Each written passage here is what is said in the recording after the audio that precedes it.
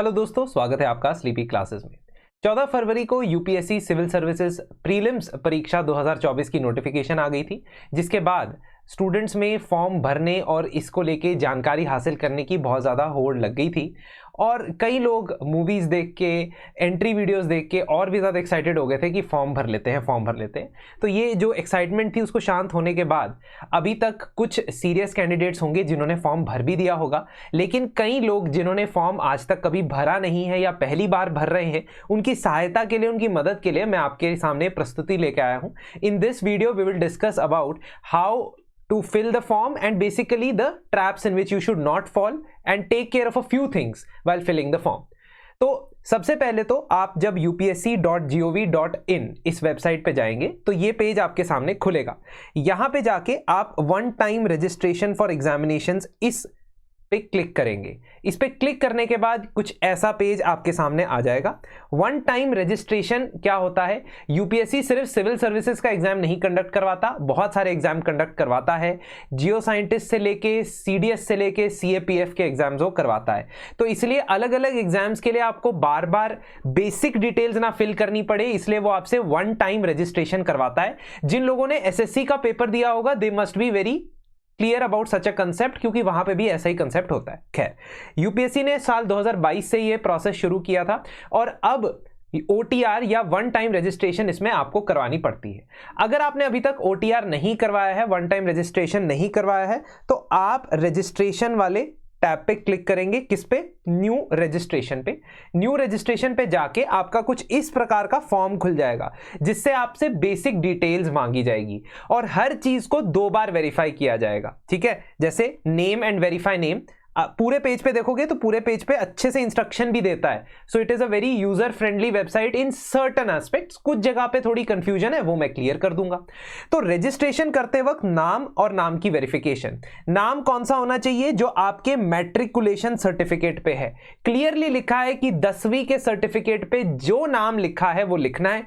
श्रीमान, Shrimati, mister, Mrs कुछ नहीं लिखना है। Only the name that is there on your 10th certificate, it should exactly match there. Secondly, verification of course same है, match करना चाहिए।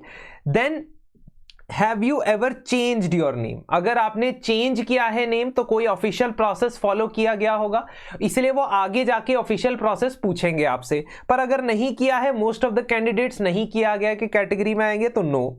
फिर आता है जेंडर। अपने जेंडर के हिसाब से मेल, फीमेल या ट्रांसजेंडर इसमें फिल कर देंगे और वेरीफाई करने के लिए मेल, फीमेल, ट्रांसजेंडर इसमें फिल कर देंगे।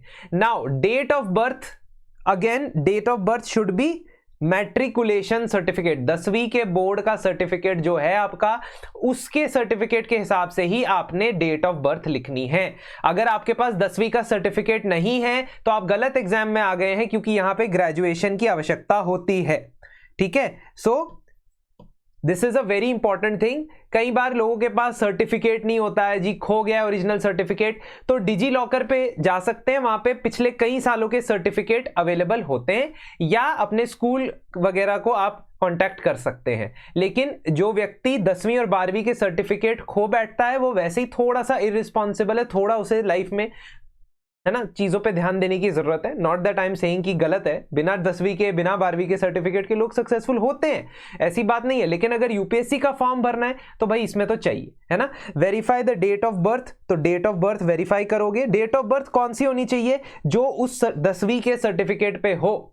कई बार बर्थ सर्टिफिकेट आपका अलग होता है and all these things are there. नहीं, 10th सर्टिफिकेट वाली आपको डेट ऑफ बर्थ चाहिए। पिताजी का नाम, पिताजी का नाम भी वही, फादर्स नेम भी वही वाला जो आपका 10th के सर्टिफिकेट पे है, वेरीफाई कर दो। मदर्स नेम वेरीफाई कर दो। माइनॉरिटी स्टेटस है आपका या नहीं है, ये वेरीफाई कर दो। माइनॉरिटी रिलीजियस के अंदर 6 रिलीजन्स आते हैं, ये आपको जानकारी होनी चाहिए। ठीक है, तो अगर आप माइनॉरिटी स्टेटस है, माइनॉरिटी रिलीजन को बिलोंग करते हैं, तो यहां पे फिल कर देंगे। Christian, Muslim, Sikh, Jain, Parsi and Buddhist, इनको बिलोंग करते हैं तो माइनॉरिटी स्टेटस आ जाएगा। एनीवेज, तो ऑल्टरनेट मोबाइल नंबर देंगे, ईमेल आईडी देंगे, ऑल्टरनेट ईमेल आईडी देंगे, क्लास 10th का बोर्ड एग्जामिनेशन का रोल नंबर देंगे। तो 10वीं का सर्टिफिकेट, बच्चे माँ बाप कहते थे 10वीं का बोर्ड सर्टिफिकेट हमेशा काम आएगा, वो इसलिए कहते थे, इसलिए नहीं कि नंबर वहां चाहिए, इसलिए कहते थे कि सर्टिफिकेट होना चाहिए बस आपके पास, ताकि यूपीएससी का एग्जाम देने आप आ जाओ।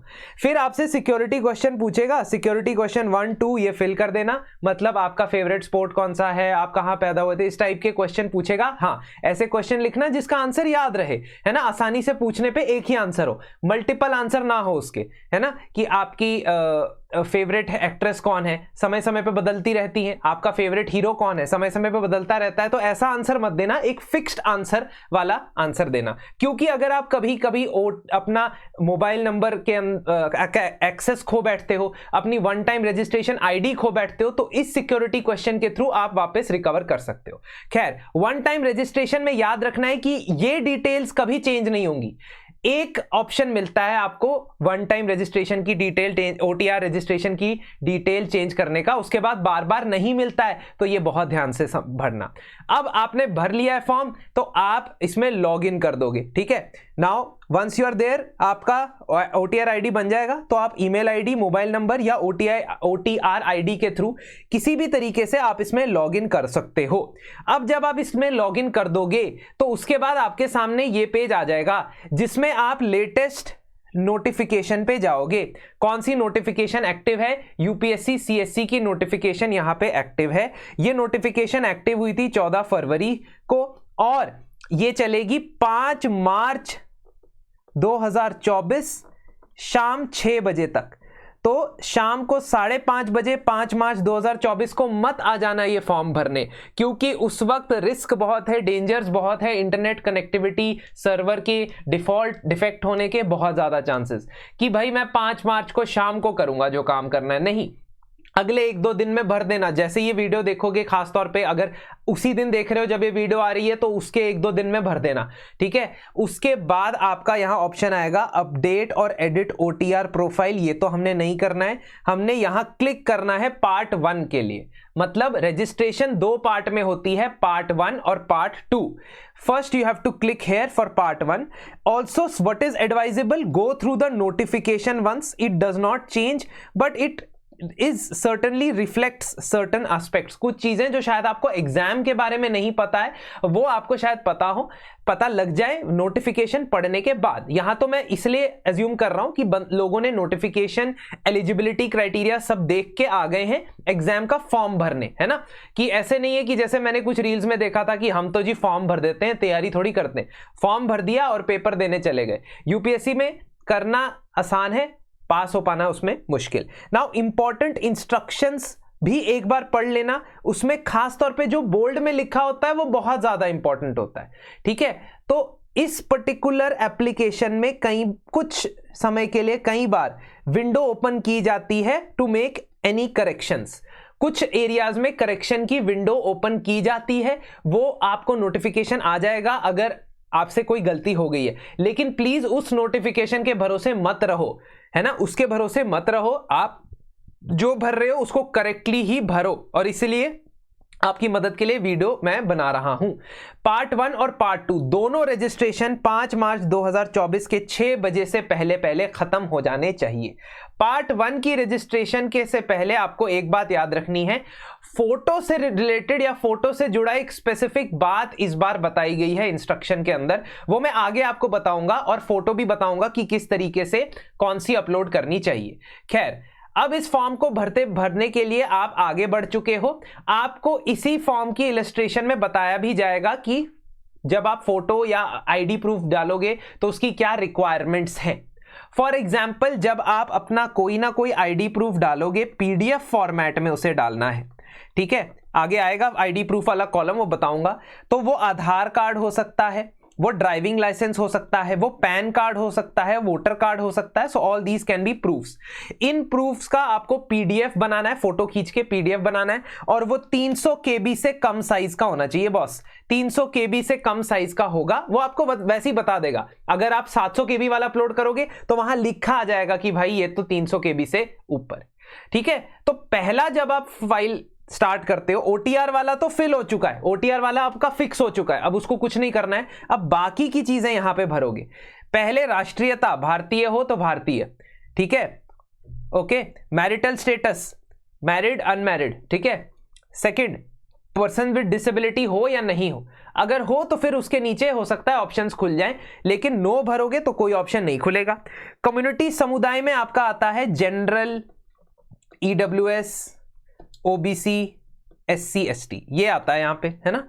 अब कम्युनिटी समुदाय यहां पे पूछी जा रही है दो कारणों की वजह से, एक तो कैटेगराइजेशन की वजह से के लिए जॉब्स रिजर्व्ड हैं, और दूसरा फीस के अंदर भी चेंज है, क्योंकि SC, ST, person with disability और फीमेल कैंडिडेट, इन कैंडिडेट्स को फीस नहीं भरनी है, बाकी जनरल कैटेगरी वाले को 100 रुपए भरने, ईडब्ल्यूएस को भी 100 रुपए भरने।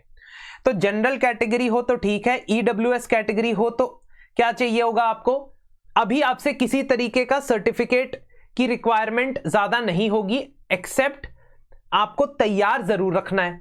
और यह बात याद रखनी है कि जब ईडब्ल्यूएस का सर्टिफिकेट होता है ना, जो वो जब फॉर्म भरा जा रहा है उस डेट से पहले, यानी कि 5 March 2024 is the last date, और जब पिछला फाइनेंशियल ईयर शुरू हुआ था, दैट इज 1 अप्रैल 2023, इन डेट्स के बीच में कहीं होना चाहिए।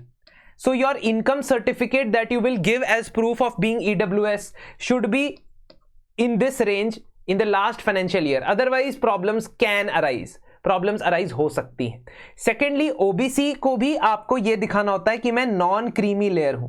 क्यों? क्योंकि सभी ओबीसी को रिजर्वेशन नहीं मिलती है, नॉन क्रीमी लेयर को हटा दिया जाता है रिजर्वेशन से। सो क्रीमी लेयर के अंदर इनकम सर्टिफिकेट के थ्रू, या अगर किसी class A class B employ के आप जो है आगे जनरेशंस हैं, सो ओबीसी के लिए क्राइटेरिया है, ये आपने क्रीमी लेयर बताना है कि भाई साहब मैं क्रीमी लेयर के अंदर नहीं आता हूं, इसके लिए भी इनकम सर्टिफिकेट होगा। ओबीसी में शायद थोड़ा पुराना सर्टिफिकेट चल जाता है, मतलब 2 या 3 साल तक पुराना का आपका इनकम सर्टिफिकेट चल जाता है। ईडब्ल्यूएस में याद रखना है कि लास्ट ईयर का ही चलेगा। एससी एसटी के लिए सिंपल कास्ट सर्टिफिकेट है या एसटी सर्टिफिकेट है, आपके लोकल लेवल जो है जो आपके पंचायत लेवल या पटवारी लेवल से भी मिल जाएगा, डिस्ट्रिक्ट एडमिनिस्ट्रेशन से भी मिल सकता है, तो वो आप तैयार रखेंगे while filling the form, ठीक है। Now selection of education qualification, यहां पे एजुकेशन क्वालिफिकेशन खोलोगे तो डिग्रीज आ जाएंगी, और डिग्रीज आने के बाद ग्रेजुएशन तो आपकी मिनिमम रिक्वायरमेंट है, तो डिग्रीज आने के बाद आपको यह बताया जाएगा कि आपने स्ट्रीम बतानी है अपनी, ठीक है। सो सिलेक्शन क्वालिफिकेशन में आपने ग्रेजुएशन लिखा, ग्रेजुएशन के बाद आपने अपनी स्ट्रीम बता दी कि ये मेरी स्ट्रीम थी, इंजीनियरिंग थी, एग्रीकल्चर थी या क्या थी। डिपेंडिंग ऑन दैट आपके लिए फॉरेस्ट सर्विस का फॉर्म भी खुल जाएगा। तो आपके पास 3 ऑप्शन है, या तो आप सिर्फ सिविल सर्विसेज एग्जाम यानी कि सिविल सर्विसेज एग्जामिनेशन के लिए आईएएस आईपीएस वाला पेपर दे रहे हो, या सिर्फ आईएफओएस दे रहे हो, या दोनों दे रहे हो, तीनों ऑप्शन है। तो अगर आप आईएफओएस देना चाहते हो तो उसके लिए आपके पास साइंस बैकग्राउंड या इंजीनियरिंग बैकग्राउंड की डिग्री होनी चाहिए। अगर आपने बीए हिस्ट्री किया हुआ है ना, बीए कॉमर्स में बीकॉम किया हुआ है, इन डिग्रीज पे आईफोर्स नहीं दे सकते हो, आप फॉरेस्ट सर्विस नहीं दे सकते हो, ठीक है। तो ये बात भी ध्यान रखना फॉर्म फिल करते वक्त। अब एड्रेस तो एड्रेस है, उस पर क्या लेना देना, लेकिन कोशिश करनी है कि जिस एड्रेस पे आप पाए जाओ, या कोशिश ये करनी है कि आधार कार्ड वाला एड्रेस दे दो, ताकि बाद में परेशानी ना हो, दिक्कत ना हो, है ना। तो ये आगे भर लिया मैंने, है ना, और आ गया मैं आगे इस पे पार्ट 1 रजिस्ट्रेशन में। अब मैंने एज रिलैक्सेशन का दावा अगर करना है, एज रिलैक्सेशन के लिए it is not available for general category, ठीक है, it is not available for EWS, but it is available for OBC SC ST, तो वहां पे यस कर देना, अगर जनरल ईडब्ल्यूएस तो नो कर देना। आगे फोटो आइडेंटिटी कार्ड, अब यहीं पे आपको या तो आधार कार्ड या ड्राइविंग लाइसेंस या पैन कार्ड कुछ भी अपलोड करना है, और अपलोड करने के लिए पहले क्लिक करना है, क्लिक पे दबाओगे, अपना आईडी भरोगे, नंबर क्या है उसका वो नंबर यहां पे डालोगे, और इस पीडीएफ फॉर्मेट में यहां पे चूज फाइल करके उसे अपलोड कर दोगे। प्लीज ऐसी फाइल मत अपलोड करना जिसमें पासवर्ड की डिमांड हो कि खोलने के लिए पासवर्ड डालना है ना, ऐसा पासवर्ड प्रोटेक्टेड, जैसे आपकी बैंक स्टेटमेंट होती है, जैसे जिसमें मेरा कुछ भी नहीं आता है, खाली रहता है। एनीवेज, तो बैंक स्टेटमेंट जैसी चीज नहीं होनी चाहिए, वो पीडीएफ फॉर्मेट में होनी चाहिए, और वो 300 KB से कम साइज की होनी चाहिए, ठीक है। गूगल पे सर्च कर लेना हाउ टू कंप्रेस और कंप्रेस पीडीएफ, वहां पहला ही जो आ जाएगा उस पे ही कंप्रेस कर देना जाके, है ना, बहुत सिंपल है। ग्रेजुएशन लेवल में परसेंटेज कितनी आई थी, है ना, और अगर सीजीपीए थी आपकी, सीजीपीए होता है तो उसको 9.5 से मल्टीप्लाई करना होता है इफ दैट इज 10 में से, ठीक है। तो वो फॉर्मूला आपको फॉर्म में भी दिख जाएगा वैसे, लेकिन वैसे आइडियली यही फॉर्मूला होता है। खैर, ऑलरेडी कितने अटेम्प्ट दे चुके हो, ऑलरेडी कितने अटेम्प्ट दे चुके हो, मतलब ये नहीं पूछ रहा है आपका कौन सा अटेम्प्ट है, ये है इससे पहले कितने अटेम्प्ट थे, ठीक है, इसको इंक्लूड नहीं करना है। तो पहले अगर अटेम्प्ट नहीं दिया है तो 0 लिखना प्लीज, ठीक है, फिर ऐसे 1 2 3 4 5। Now this is very very important part, ये बहुत इंपॉर्टेंट पार्ट आ जाएगा। इसके बाद आपसे सिविल सर्विसेज मेंस एग्जामिनेशन का सेंटर पूछता है। अजीब है, प्री का फॉर्म भर रहे हैं लेकिन मेंस का सेंटर पूछ रहा है। अब है तो यूपीएससी ऐसे ही, वो बोल रहा है आपको कि select the centre for civil services mains examination. जब आप यूपीएससी का प्रीलिम्स क्लियर कर लेंगे, वाह वाह वाह, क्या सुनहरा सपना है, लेकिन सपना सच होगा। अब प्रीलिम्स क्लियर करने के बाद मैं फॉर्म भरता हूं और फॉर्म भरने के टाइम पे मुझसे कुछ और चीजें पूछी जाएंगी, उसे डिटेल्ड एप्लीकेशन फॉर्म 1 कहते हैं, डेफ 1 कहते हैं। लेकिन अभी के लिए कम से कम आपको यह बताना होगा कि आप मेंस कौन से शहर में देते हो। मेंस के लिए 20 सेंटर्स ही होते हैं, ज्यादा सेंटर्स नहीं होते। So nearest to your home city आप उसको रख दीजिएगा और मेंस के लिए सेटल हो जाइएगा वहां 2-3 हफ्तों के लिए। कोशिश करना है, ऐसे ट्रैवल करके जाने में बहुत कठिनाई होगी क्योंकि मेंस का पेपर बहुत टैक्सिंग होता है, ठीक है। फिर इसके बाद आपसे पूछा जाएगा कि जो जनरल स्टडीज के पेपर है 1 2 3 4 और एस्से, ये वाले पेपर का आपका मीडियम क्या है, माध्यम क्या है, इंग्लिश है तो इंग्लिश, हिंदी है तो हिंदी। इसके अलावा और भी ऑप्शन है, optional paper for paper 6 paper 7, तो यानी कि जो आपका ऑप्शनल सब्जेक्ट है, मैथ साइंस कुछ भी है ना, फिजिक्स केमिस्ट्री सोशियोलॉजी, ये ऑप्शनल सब्जेक्ट वाला कॉलम भर लेना और उसका भी मीडियम या माध्यम भर देना।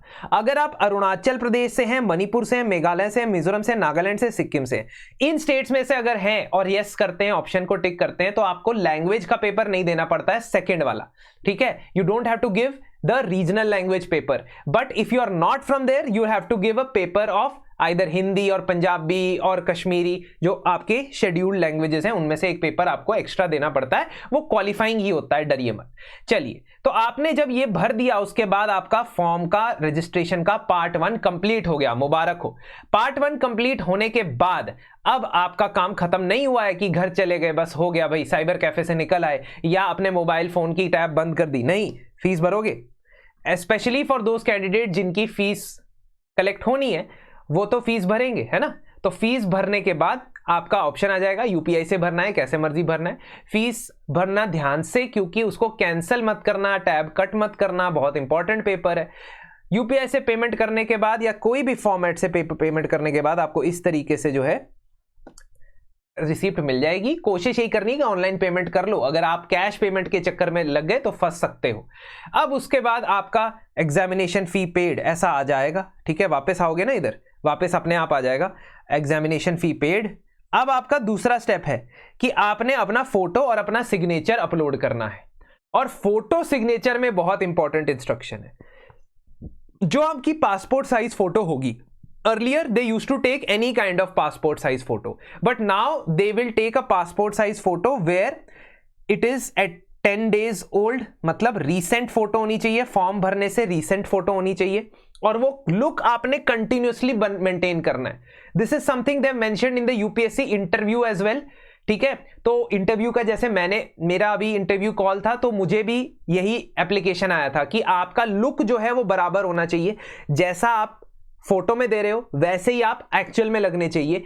Please make sure of this thing, है ना। पेपर देते टाइम तक मैंने यार बहुत ज्यादा पढ़ लिया, मेरे बाल लंबे हैं, दाढ़ी आ गई है, बाबा बन गया हूं, है ना, या बिल्कुल अलग ही अपीयरेंस हो गई है, दैट यू शुड अवॉइड। जो पासपोर्ट साइज फोटो है उसमें अपीयरेंस मेंटेन करके रखनी, ठीक है, ये खासियत है और ये आपको मोटिवेट भी करेगी कि I have to look a certain way. इससे बंदा डिसिप्लिन्ड होता है थोड़ा सा, और कुछ नहीं, है ना। If you let loose everything तो फिर लाइफ का डिसिप्लिन भी चला जाता, ठीक है। तो 10 दिन पहले की फोटो, 10 दिन तो चलो उनको नहीं पता चलेगा, लेकिन बहुत रीसेंट फोटो होनी चाहिए जिस लुक को आप मेंटेन करो, है ना। जैसे मेरे आधार कार्ड में 10वीं की फोटो है, जब मैं 10वीं में था 10th क्लास में, तो अब उसको मैच थोड़ी कर पाएंगे वो, ठीक है। इसलिए मुझे पासपोर्ट साइज फोटो ले जानी पड़ेगी और वो रीसेंट होनी चाहिए, आधार वाली ही नहीं होनी चाहिए।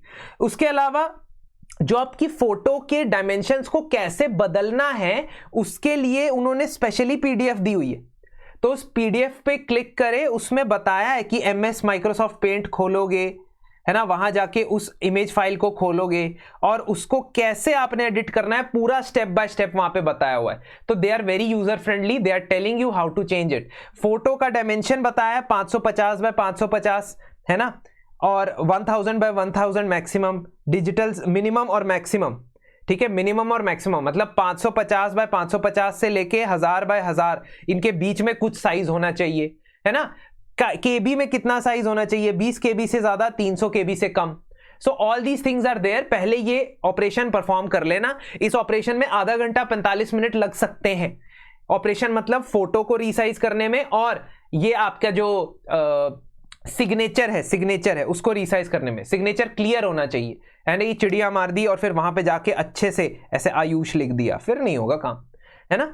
और most importantly recent photo. Secondly photo जो है वो लगभग 75% 75%, 3/4 फोटो कवर करना चाहिए, और बाकी का जो हिस्सा है 25% नीचे एक पट्टी सी लगेगी।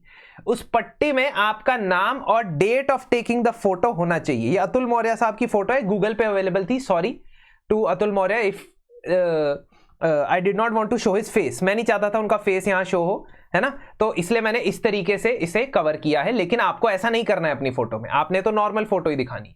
तो अतुल मौर्य, और 20 फरवरी 2018 को उन्होंने फोटो खिंचाई थी। आप जिस दिन फोटो खिंचाओगे वो डेट नीचे लिखनी है। तो जिस भी बंदे के पास आप जाओगे पासपोर्ट साइज फोटो के लिए, उसको बोल देना कि मुझे ऐसे फोटो चाहिए, ठीक है। एक्स्ट्रा पैसे नहीं लेता है वो इस चीज के, अगर ले रहा है तो बेवकूफ बना रहा है। एनीवे, तो आपके इस तरीके की फोटो होनी चाहिए। Please make sure of this thing, ठीक है, कि ये लिखा होना चाहिए। और ये नहीं कि आपके मुंह के ऊपर ही लिखा है ना, कि आयुष रैना, है ना, और फिर पता नहीं कौन सी डेट। तो आपकी शक्ल दिखनी चाहिए सिर्फ इतने पार्ट में, इतने छोटे से पार्ट में वो आपका नाम और आपके फोटो लेने की डेट लिख, डेट ऑफ बर्थ मत लिखवा देना इस पे। अतुल मौर्य 2018 की फोटो है तो इतना बड़ा थोड़ी होगा, तो डेट ऑफ बर्थ मत लिखवाना, है ना। जिस दिन फोटो खिंचाइए वो डेट लिखनी है यहां पे, प्लीज अंडरस्टैंड, ठीक है। And the bottom of photograph name and date of photo has to be mentioned. Please mention this. Earlier this type of instruction was not there with UPSC, now it is there.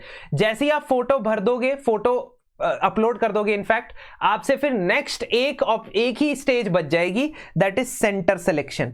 ये centre कौन सा है, prelims का centre है।